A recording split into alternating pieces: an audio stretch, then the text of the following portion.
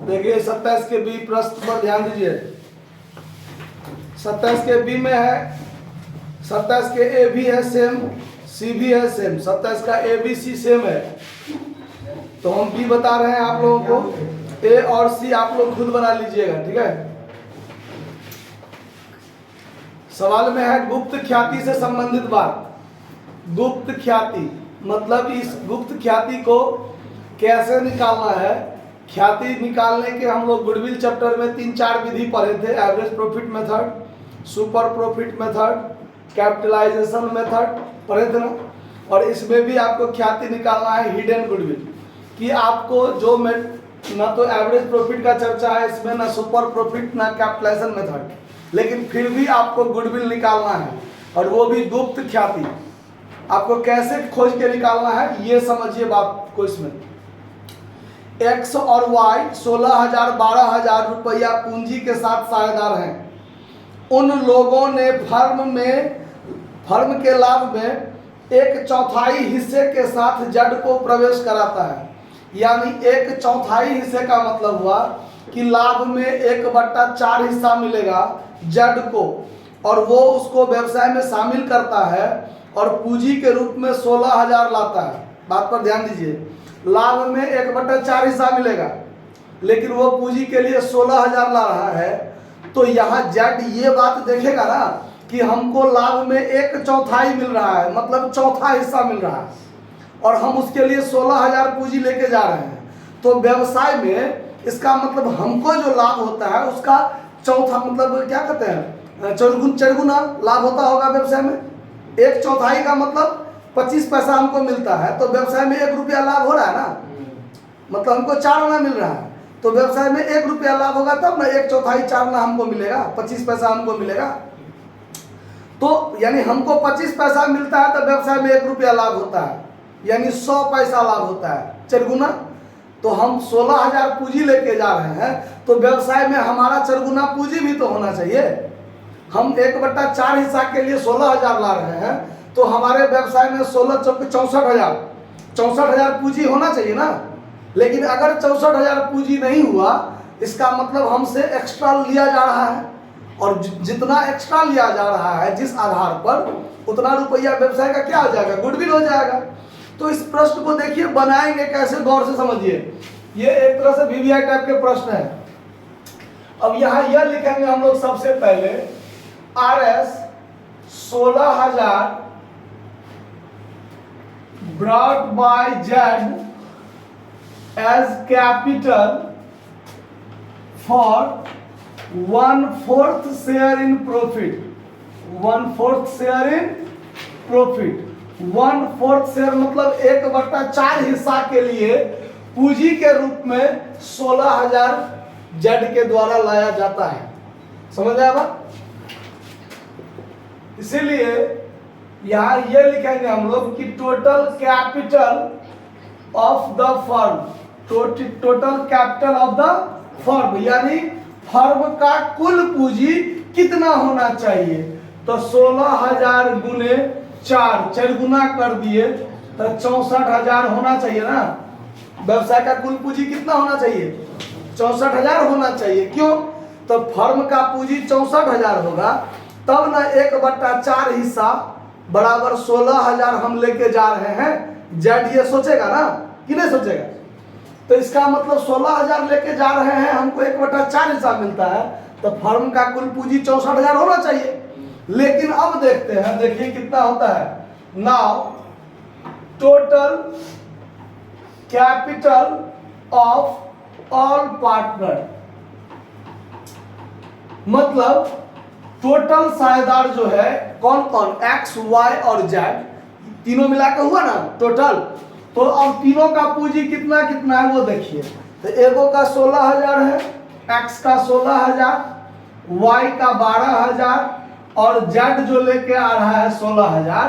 तो ये तीनों मिलाकर देखिए कितना पूंजी होता है, 64,000। जा 44,000, आप ही लोग का बात यहाँ हमको दिखा गया 44,000। तीनों साझेदार का पूंजी मिलाकर होता है 44,000।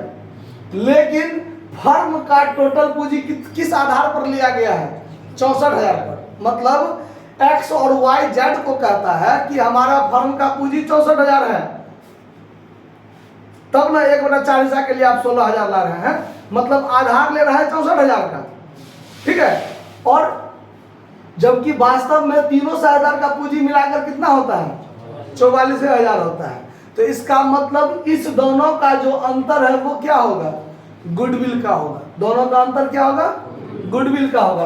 तो यहां पर हिडन गुडविल जो होगा, हिडन गुडविल जो होगा वो होगा total capital of the firm minus total capital of all partner. तो total capital of the firm कितना होना चाहिए? 64,000 होना चाहिए, जबकि तीनों साझेदार का पूंजी मिलाकर होता कितना है? 44,000। इसका मतलब 20,000 क्या हुआ? गुडविल का आधार हुआ। किसका आधार हुआ? गुडविल का। अब यहां देखिए, अब इसको समझने के लिए यहां थोड़ा देख लीजिए। Total goodwill of the firm, total goodwill of the firm कितना हुआ? 20,000। इसमें नया साझेदार जेड है, तो जेड्स शेयर इन गुडविल कितना हुआ? तो 20,000 गुने 1/4 भाग तो 5,000 हुआ कि नहीं? 5,000। अच्छा, अब बात पर ध्यान दीजिए। अब यहां पर जेड्स कैपिटल जो है वो वास्तव में 16,000, उसमें से लेस कर दीजिए share in goodwill. Share in goodwill कितना हुआ? 5,000। तो इसका मतलब इसका पूंजी कितना रह गया? 44,000 रहा ना। 1/4 हिस्सा के लिए इसका पूंजी कितना? 11,000। तो फर्म तीनों साझेदार का पूंजी मिलाकर 44,000 हुआ ना कि नहीं हुआ? अब 5,000 उससे किसके रूप में लिया गया है? गुडविल के रूप में। 5,000 जो उसका एक्स्ट्रा लिया है वो किसके रूप में? गुडविल के रूप में। यानी फर्म का गुडविल 20,000, तो 1/4 भाग 5, मतलब 5,000 वो ला कर देगा। तो 11,000 पूंजी ला कर दिया, 5,000 गुडविल ला कर दिया, तो दोनों मिलाकर क्या लाया? 16,000 लाया, जो उसका पूंजी के रूप में हुआ। तो यहां पर अब आपको जर्नल बनाना है। क्या बनाना है? Journal entry in the books of the firm. देखिए, तो ये चीज तो सिर्फ समझने के लिए है। ये किसके लिए है?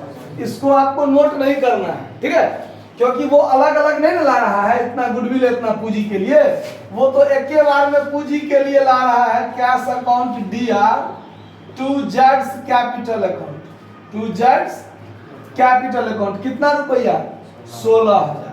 कितना रुपया? 16,000। जबकि ये वर्किंग नोट आपको करना है, इतना वर्किंग नोट करना है, ये बात आपको नहीं करना था।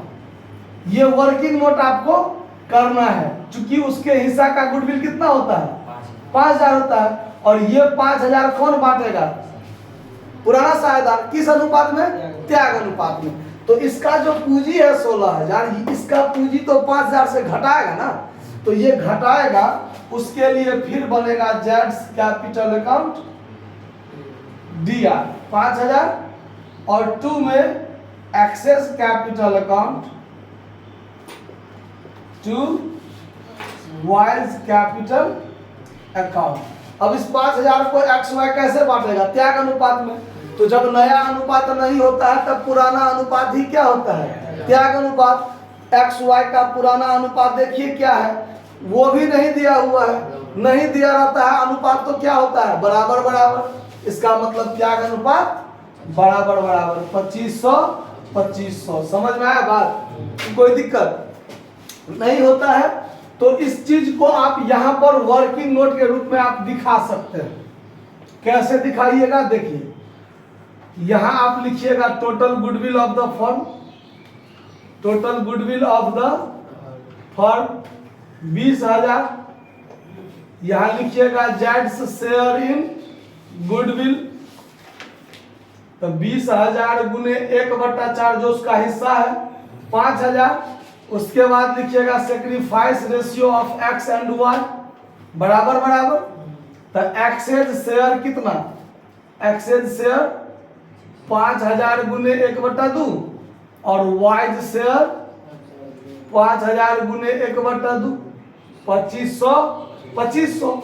लेकिन यहाँ पर गुडविल नगद नहीं ला रहा है, इसीलिए कैश अकाउंट DR2 प्रीमियम नहीं होगा। पहले पूंजी लाया और उसी पूंजी में से 5000 गुडविल का क्या हुआ, कट गया, इसीलिए जेड्स capital account DR2 X capital to Y capital. लेकिन ये बटाएगा तो त्यागे अनुपात में, समझना ना बात। तो ये आपका सवाल बनकर तैयार, नोट कर लीजिए। धन्यवाद।